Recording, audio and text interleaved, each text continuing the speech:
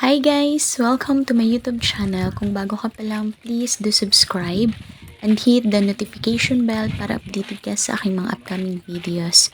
I hope you enjoyed this video and thank you so much. God bless you. Sa video na ito, i-share ko sa inyo guys yung pagpunta namin sa isa sa pinakamagandang beach dito sa kanilang lugar. Ito ay White Beach at tinatawag nila itong Maisuting Baybay. Isa nga sa dahilan kung bakit ko to binabalik-balikan guys, dahil sa napakaganda ng lugar.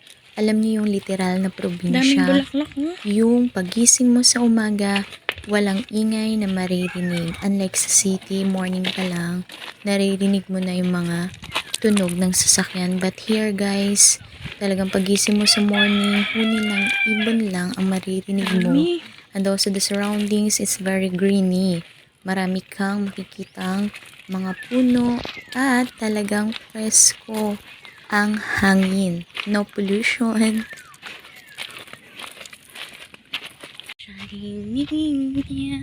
Hi guys, we're going to Maisuting Baybay.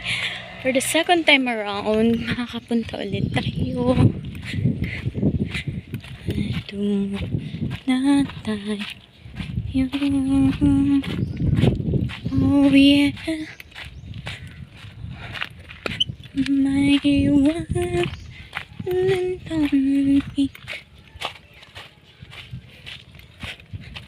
Medyo malayo ngayon nilakad namin dito guys kasi malayo siya sa bahay. Pangiti-ngiti lang ako guys pero pagod na yan. Hingal na. Pero excited din kasi makakaligo ulit ng dagat.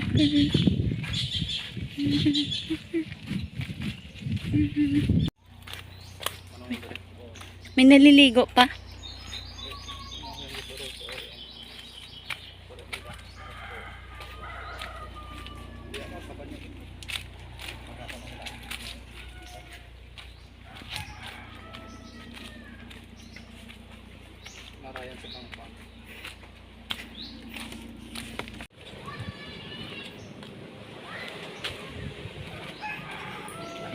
Oh yeah.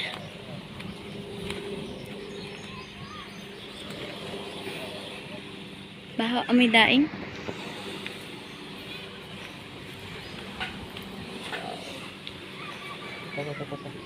Ano pa?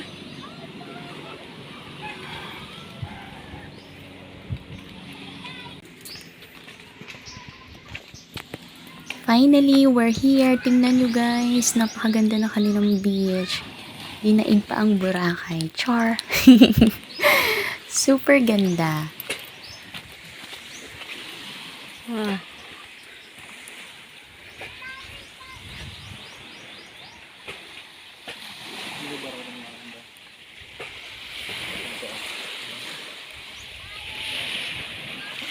Isa nga rin pala sa dahilan kung bakit kami nagpunta rito para maghanap ng iulam namin guys sa hapunan. Isa nga to sa favorite spot ko kapag nagpupunta rito sa ilalim ng puno ng talisay guys kasi presko at madilim siya. Mahigit 1 hour nga akong naghintay kasi sisisid sila para maghanap ng shell o kaya naman isda. Sobrang ganda, diba? Totoo nga na sabi nila, masarap mabuhay sa mundong ibabaw. Ang kailangan lang natin gawin ay appreciate yung mga bagay na mayroon tayo.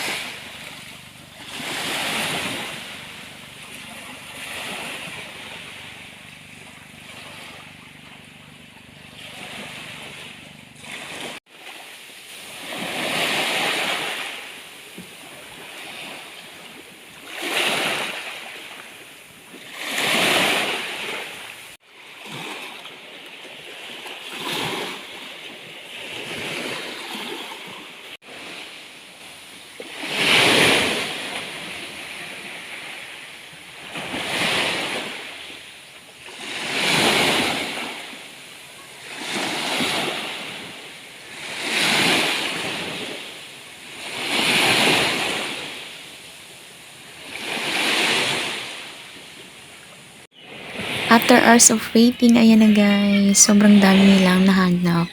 Tsaka na-amaze ako kasi malalaki guys. Alam nyo ba, napakasarap yan. Lalo na kapag yan ay niluto sa gata, yung malapot. So thank you Lord sa biyaya ng karagatan. Sabi nga nila kapag masipag ka lang, tiyak na talagang hindi ka magugutom. So, hindi ko na na-video ang pagligo guys kasi gutom na gutom na. At ayan na nga, pagdating namin ng bahay, nahugasan na siya guys at nalinis na at ready na siya para iluto. By the way, thank you for watching this video guys. Sana nag-enjoy kayo. See you on my next vlog. Please do subscribe. Thank you.